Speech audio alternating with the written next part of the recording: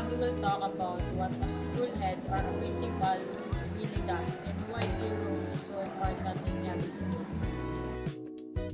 It's not just a boss. They are leader, a manager, and a guide for both students and teachers. Manage the school well and make sure that students learn in a safe and happy environment.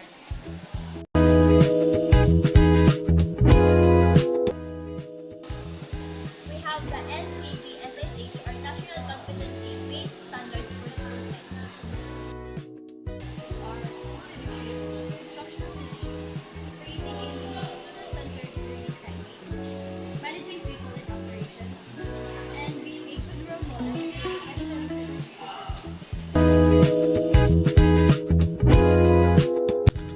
Association competency framework to school science are trained to become global leaders.